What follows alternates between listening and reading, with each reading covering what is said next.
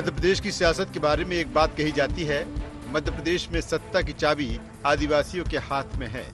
यही वजह है कि लोकसभा चुनाव के पहले दोनों पार्टियों का फोकस आदिवासियों पर बढ़ गया है। पीएम मोदी ने पिछले महीने झाबुआ से चुनावी शंखनाद किया। इसके बाद कांग्रेस के नेता राहुल गांधी भारत जोड़ो न्याय यात्रा लेकर एमपी से गुजरे तो उनका भी पूरा फोकस आदिवासी अंचल पर रहा। अब सीएम डॉक्टर मोहन यादव चुनावी मिशन पर हैं, तो उनका भी पूरा जोर आदिवासियों पर है।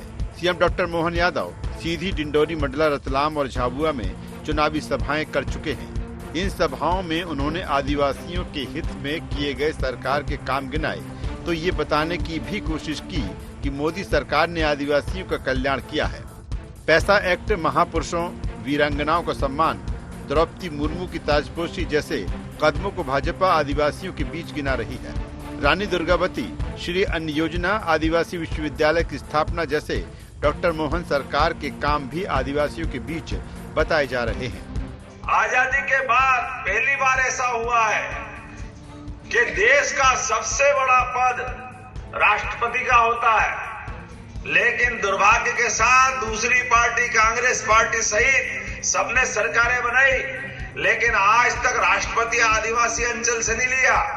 मुझे इस बात का गर्व है, आदिवासी तो लिया ही बल्कि बहन को लिया। हमको इस बात का और गर्व है। हमारी बहन श्रीमती द्रौपदी मुर्मू देश के अंदर पूरे दुनिया में भारत का झंडा लेकर राष्ट्रपति का जैसा बड़ा पद लेकर के अपनी गरिमापूर्ण उपस्थिति से हमको गौरवान्वित कर रही है। मध्य प्रदेश की कुल आबादी का 20% हिस्सा आदिवासियों का है। विधानसभा की लगभग 100 सीटों पर उनका प्रभाव है।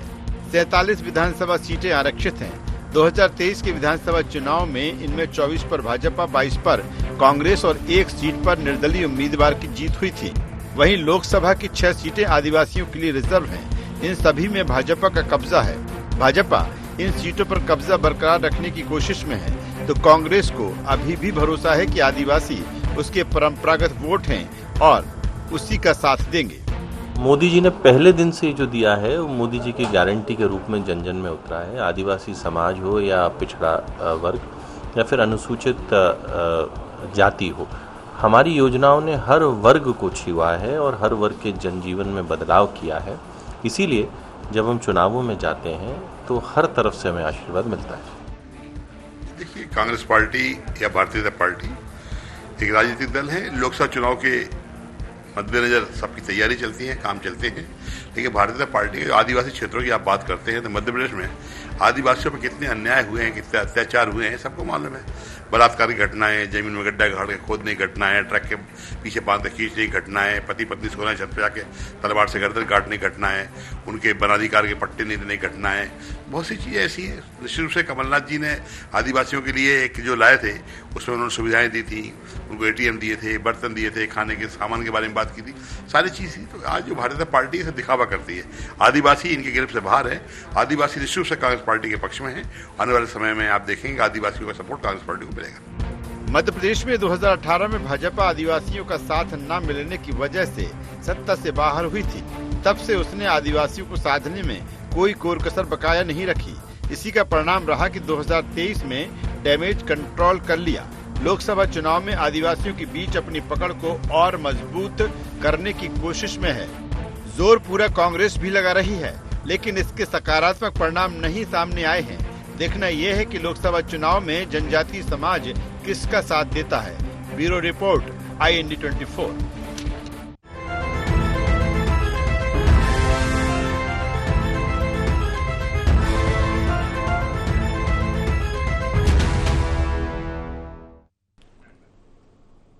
नमस्कार, IND एजेंडा आदिवासियों पर जोर में आपका स्वागत है। मैं हूं राजेश सक्सेना। आज इसी मसले पर, इसी विषय पर चर्चा होगी, बातचीत होगी, लेकिन पहले एक नजर एजेंडा पॉइंट्स पर। आदिवासी अंचल में चुनावी जोर, आदिवासी वोट जाएगा किस ओर? मोदी मोहन के उपहार का रिटर्न गिफ्ट, आदिवासी वोट होगा भाजपा में शिफ्ट। कांग्रेस को कैसे लगी चोट, कैसे हाथ से निकल गया परंपरागत आदिवासी वोट? सबने चुनावी दांव चला, पर किसके राज में हुआ आदिवासियों का भला।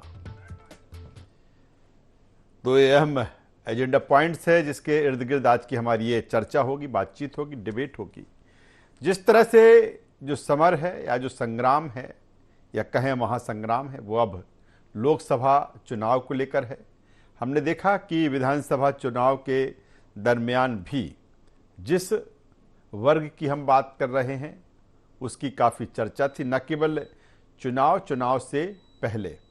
और 2018 के बाद जिस तरह से भारतीय जनता पार्टी आदिवासी वर्ग पर फोकस है, उसकी वजह भी है कि जो 2018 से पहले आदिवासी वर्ग का जो साथ मिलता रहा भारतीय जनता पार्टी को, लेकिन जिस तरह से 18 में छिटका, उसके बाद फिर एक बार भारतीय जनता पार्टी एक्टिव हुई और तमाम सारे काम उस दिशा में किए गए। उसको लगा कि कहीं ना कहीं चूक हुई है, कहीं ना कहीं ऐसी चीज़ें हुई हैं जिसको इस वर्ग को लगता है कि नहीं, उसको न्याय नहीं मिला।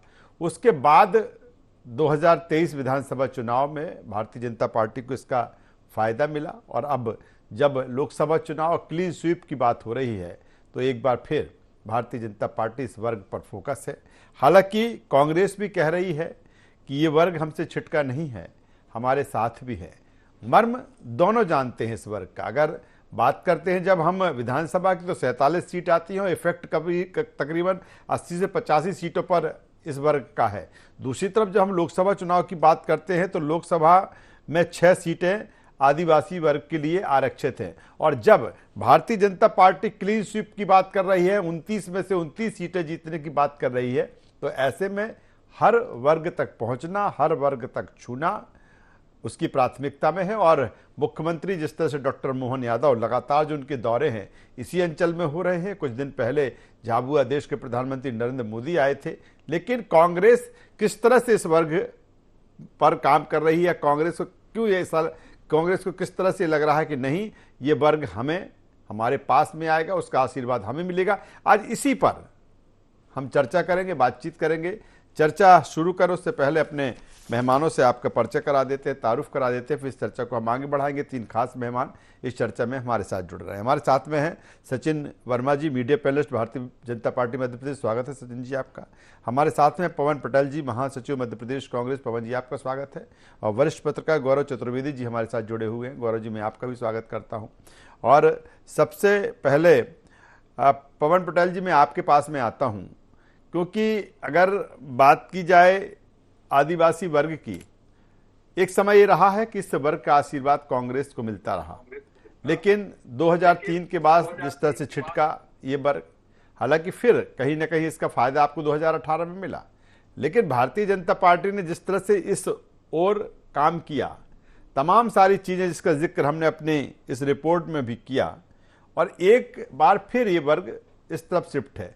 जब लोकसभा के चुनाव है और कहीं ना कहीं आपको अभी 1 सीट है, 1 सीट से आगे बढ़ना है, और आप कह रहे हैं कि नहीं ये वर्ग कहीं नहीं गया है, हमारे पास से भी है, इस दावे के पीछे आखिर कौन से ऐसे तर्क है, कौन सी ऐसी चीजें हैं जिससे आपको लगता है कि नहीं इस वर्ग का आशीर्वाद हमें अब लोकसभा चुनाव में मिलेगा? देखिए, तर्क की बात जो है, तर्क ये है हमारे काम जी, और तर्क है हमारे कि हमारे साथ है भारतीय जनता पार्टी का दिखावा, भारतीय जनता पार्टी का छल, भारतीय जनता पार्टी का जो कपट होता है। वोट की राजनीति करते हैं, वोट बैंक की राजनीति करते हैं, वोट पाने के लिए किसी भी वर्ग को झूठे सपने दिखाने लगते हैं, उस वर्ग के सबसे बड़े हिमायती बनने का प्रयास करते हैं। तो हमारा तो जब से इतिहास गवाह है, जवाहरलाल नेहरू जी के समय से आदिवासियों के आरक्षण को, उनके संरक्षण के लिए विधेयक बने, अधिनियम बने, उनको फाइनेंशियल उनके जो धंधे पानी थे उसके लिए उस समय से हम लोग सोच रहे हैं। और जो इस समय आज जो कहते हैं बिरसा मुंडा जी की जयंती आज भारतीय जनता पार्टी मनाना चालू कर दी है। कांग्रेस पार्टी ने तो हमेशा से बिरसा मुंडा जी की जयंती मनाया, लेकिन ये अभी चुनावी उसका फायदा लेने के लिए अभी कुछ दिन से बिरसा मुंडा जी की जयंती मनाने लगे। रेलवे स्टेशन का नाम बदल देंगे और बहुत बड़े हिमायती बनने का प्रयास करेंगे, जबकि इसके पीछे इनकी सोची समझी रणनीति होती है। वन अधिकार अधिनियम था, उस नियम के तहत किसी आदिवासी समूह की जमीन को नहीं खरीदा जा सकता था, लेकिन इन्होंने उसमें संशोधन कर दिया। उद्योगपतियों को फायदा दिलाने के लिए छत्तीसगढ़ में उसमें संशोधन करके एक समूह की जमीन को उद्योगपतियों को दे दिया गया। ये उद्योगपतियों की सरकार है, ये हमेशा दो मुही बात करती है। ये कोई एक काम करेंगे, दिखाने के दांत कुछ और होते हैं, अंदर बात कुछ और होती है। पेपर में विज्ञापन कुछ और होता है, उसके पीछे इनकी सोची समझी रणनीति कुछ और होती है। तो जो भारतीय जनता पार्टी हर चीज में राजनीति करती है, हर चीज में अपने वोट बैंक को देखती है, हर चीज में जीत और हार देखती है। और अब इस समय इनको जो तानाशाही का भूत सवार है कि इनको 29 की 29 सीट चाहिए, क्योंकि बाबा साहब भीमराव अम्बेडकर का संविधान को बदलना चाहते हैं। नहीं तो काम करने के लिए तो पर्याप्त इनको बहुमत मिल गया। अगर काम करना होता, जनता को रिलैक्स मिलना होता तो इतने में मिल गया होता। लेकिन इनको अब तानाशाही चढ़ी हुई है कि इनको पूरी सीट चाहिए। नहीं, लेकिन पवन जी आपको नहीं लगता वो इसलिए कह रहा है कि सर एक सीट तो दूर है उससे, जिस लक्ष्य की वो बात कर रहे हैं 28 सीट तो ऑलरेडी उनके पास में है। तो समस्या है, वही तो समस्या है कि इनका लक्ष्य सिर्फ सत्ता में बने रहना है। हाँ। इनका लक्ष्य नहीं है कि हम महंगाई से कितना दूर है। जो मोदी जी ने झूठ बोला था उस महंगाई से कितना दूर है, आदिवासी के ऊपर किस तरह अत्याचार हो रहा है, उनके ऊपर अत्याचार ना हो, उस लक्ष्य से कितना दूर है। किसानों के ऊपर आतंकवादियों जैसा बर्ताव करके उस लक्ष्य, ये लक्ष्य पूरा करते हैं पैसे में, ये लक्ष्य पूरा करते हैं इलेक्टोरल बॉन्ड में, देखा आपने, ये लक्ष्य वो वाले पूरे करते हैं। नहीं, लेकिन अगर वो कह रहे हैं पवन जी कि हम पैसा एक्ट हमने लागू किया, हमने बैगा शहरी या भारी जनजाति की महिलाओं को 1000 रुपए दिया, विश्व स्तरीय रेलवे स्टेशन का नाम बदला, आदिवासी नायक टंटेमावी, तमाम सारी चीजों का इसका फायदा मुझे मिला है, उसका 2023 में मिला है, वो कह रहे हैं। मोदी जी के भाषण सुनेंगे और आदरणीय भारतीय जनता पार्टी के प्रवक्ता जी को सुनेंगे तो आधे घंटे तो लगेगा कि सब राम राज्य आ गया है। ये आंकड़ों की बाजीगरी में इनको महारत हासिल है, ये ऐसा ऐसा गिनाएंगे। लेकिन हम धरातल की बात कर रहे हैं, एक्चुअल की बात कर रहे हैं। जो दो मुही बातें करते हैं, इनका हर बात का दो मुही, मैं उसकी बात कर रहा हूं। ये क्यों संशोधन कर दिया? अगर इतने हिमायती थे तो कैसे छत्तीसगढ़ में किसी उद्योगपति को दे दिया? जब कांग्रेस पार्टी ने इनको जमीन का जो अधिकार दिया तो उस जमीन में कैसे आज इनके लोगों के लोग उनका काबिज है क्यों उसमें पट्टा नहीं दिलवा पा रहे हैं? सीधी में आपने देखा, हसरत में देखा किस तरह आदिवासी को बर्ताव होता है। बिरसा मुंडा की जयंती पहले क्यों नहीं मनाते थे, आज क्यों मनाने लगे? अनेकों ऐसे प्रश्न है। जवाब ले लेता हूं पवन जी, सचिन वर्मा जी से जवाब ले लेता हूं। सचिन वर्मा जी, जिस तरह से चाहे आप डबल इंजन की बात कर रहे हैं, मोदी सरकार की बात कर रहे हैं, मोहन सरकार की बात कर रहे हैं, और अब जब आप क्लीन स्वीप की बात कर रहे हैं तो आपको भरोसा है कि नहीं आदिवासी जो वोट है, जो रिटर्न गिफ्ट के रूप में आपको भाजपा की तरफ शिफ्ट होगा? या पवन जी जिस तरह से कह रहे हैं उसका भी जवाब दे दीजिए। देखिए, भाजपा की जितनी भी नीतियां हैं उन्होंने किसी एक वर्ग को नहीं बल्कि सभी वर्गों को इक्वली छुआ है। चाहे वो जनजातीय वर्ग हो, चाहे अनुसूचित जाति वर्ग हो, चाहे पिछड़ा वर्ग हो, या अन्य जो भी जातियां हैं, हमने सभी के लिए इक्वली काम किया है। सभी के लिए जो है सारे क्षेत्रों में जो है काम किया है। आज 25 करोड़ लोगों को जो है गरीबी रेखा से बाहर लाया गया है। ये पहले देश में कभी नहीं हुआ। कांग्रेस बोलती थी कि गरीबी हटाओ, मगर कभी गरीबी हटती नहीं थी।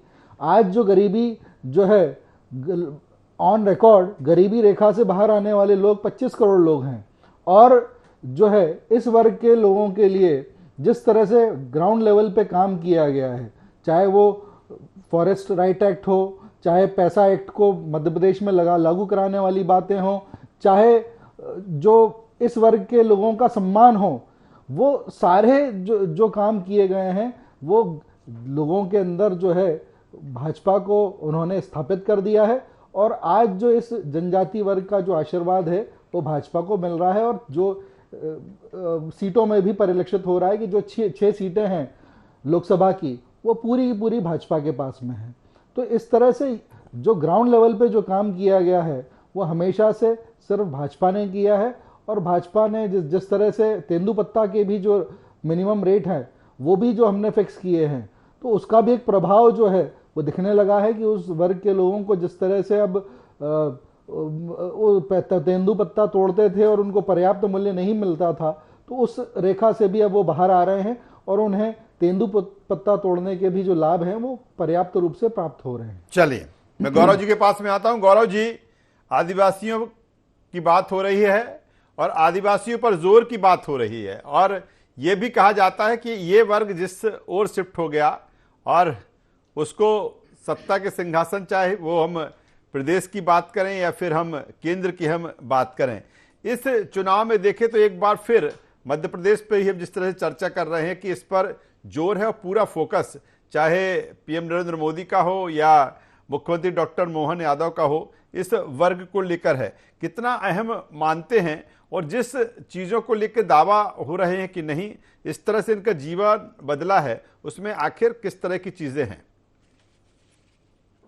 राजेश जी, चाहे आदिवासी वर्ग हो या दलित वर्ग हो या और भी कोई वर्ग हो, सिर्फ वोट बैंक के नजरिए से दोनों पार्टियां देखनी, चाहे कांग्रेस हो या भाजपा हो। चुनाव जीतना अलग बात है और इन वर्गों के लिए काम करना बिल्कुल ही अलग बात होती है। मैं आपको एक बयान याद दिला रहा हूं। 2003 चुनाव के पूर्व मुख्यमंत्री दिग्विजय सिंह हुआ करते थे और उन्होंने कहा था कि चुनाव काम से नहीं मैनेजमेंट से जीते जाते हैं। दिग्विजय सिंह तो मैनेजमेंट में असफल हो गए, लेकिन भारतीय जनता पार्टी के रणनीतिकार मैनेजमेंट के मामले में बाजी मार गए। ये चुनाव जीतने का एक तरीका है। अभी वर्मा जी बता रहे थे कि सब 25 करोड़ लोग गरीबी रेखा से बाहर आए। मध्य प्रदेश पे सरकार का दावा 2.25 करोड़ लोगों का है। 2.25 करोड़ मतलब 25% लोग गरीबी रेखा के बाहर आए। क्या आपको और हमको नजर नहीं आता कहां उनके जीवन शैली में कोई संपन्नता आई है? कौन सी उन्हें सुविधाएं मिल रही है? जो जरूरतें आदिवासियों की है, उन जरूरतों को, मूलभूत आवश्यकताओं को पूरा करना होगा सरकार को, तभी बात बनेगी। ये सिर्फ आंकड़ेबाजी, योजनाएं गिनाना, अगर आप दूरस्थ अंचल में जाकर देखेंगे तो आपको हकीकत नजर आ जाएगी।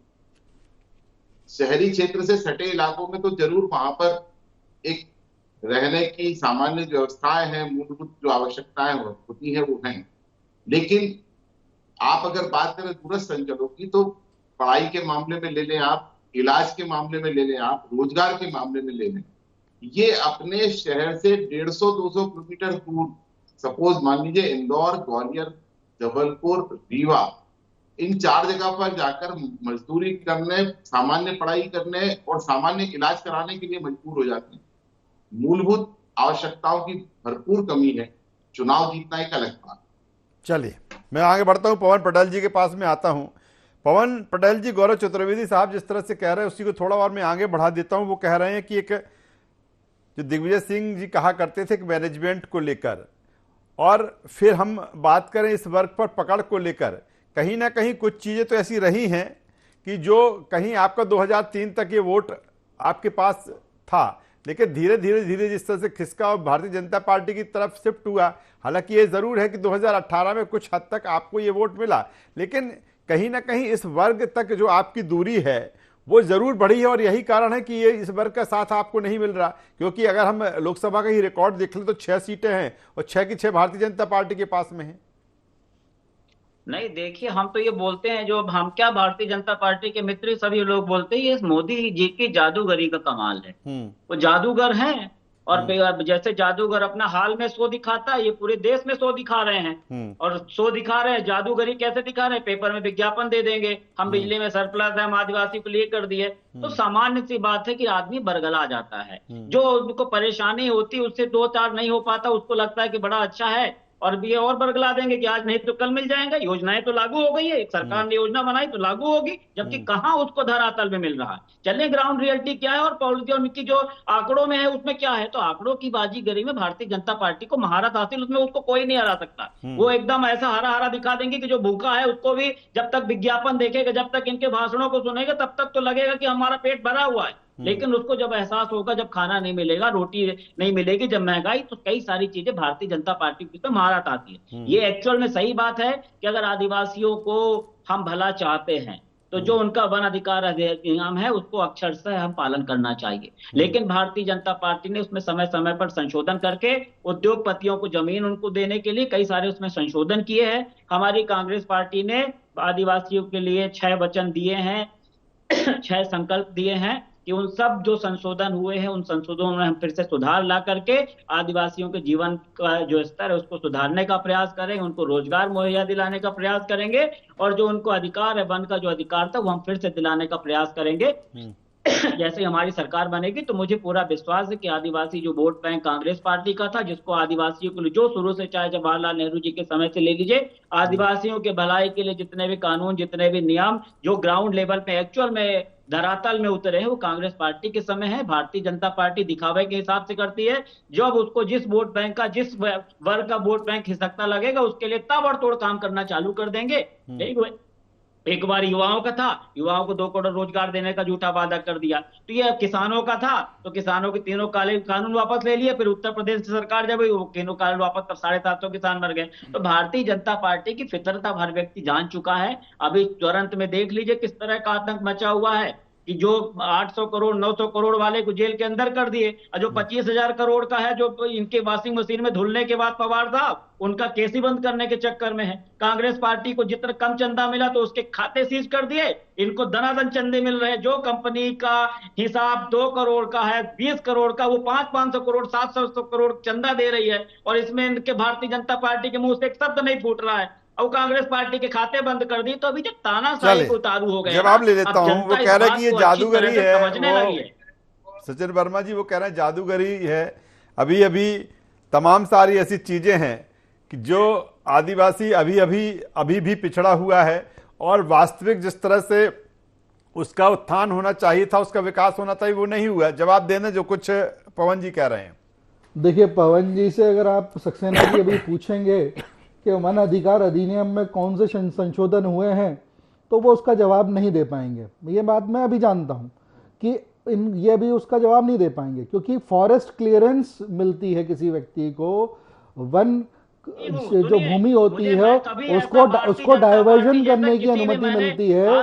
तो उस डाइवर्जन वो डाइवर्जन हुआ है, तो वो डाइवर्जन जो होता है वो फॉरेस्ट राइट एक्ट में नहीं होता है। तो क्या है पवन जी जवाब सुन लीजिए। पवन जी, मैं आपको सारे बुंदीवार जवाब दे रहा हूँ। अब इन्होंने एक तो वन अधिकार अधिनियम के बारे में ये संशय फैलाने की कोशिश की कि उसमें संशोधन किया गया है, उसमें कोई संशोधन नहीं किया है। एक फॉरेस्ट क्लियरेंस एक अलग प्रक्रिया होती है और उसके तहत जो है फॉरेस्ट क्लियरेंस जो होता है, माननीय सुप्रीम कोर्ट की जो एक हाई पावर्ड कमेटी है वो उसको डिसाइड करती है कि किसी वन क्षेत्र को डाइवर्टेड करके दूसरी लैंड में कन्वर्ट किया जाए या ना किया जाए। वो माननीय सुप्रीम कोर्ट के निर्देशों पर और उनकी जो है निगरानी में होता है।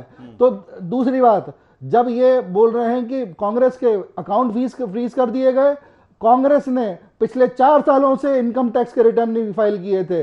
जो एग्जम्पशन है, राजनीतिक पार्टियों को इनकम टैक्स पे करने से एग्जम्पशन है, मगर वो एग्जम्पशन का राइट तब एक्सरसाइज हो सकता है जब वो अपने आयकर जो रिटर्न्स हैं वो टाइमली फाइल करें। इन्होंने जब आयकर के रिटर्न सबमिट नहीं किए तो उसके बाद में मजबूरन कोर्ट को यह निर्देश देना पड़ा कि इनके ऊपर जो आयकर जो ड्यू है 155 करोड़ रुपए, वो इनके अकाउंट में उतना अमाउंट इनको मिनिमम मेंटेन करके रखना पड़ेगा और ये उस अमाउंट को ये निकाल नहीं पाएंगे।